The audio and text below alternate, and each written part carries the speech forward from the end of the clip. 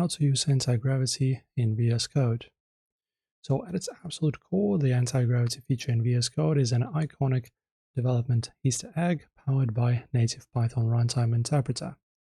It helps you by providing a classic, light-hearted programming break, instantly launching an automated browser sequence routed straight to the legendary gravity-defying comic strip right from your editor window.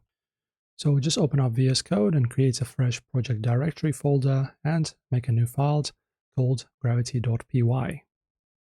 So you can go new file, type the name, and before executing code, look down at the bottom right utility status header bar to verify your Python interpreter token is active.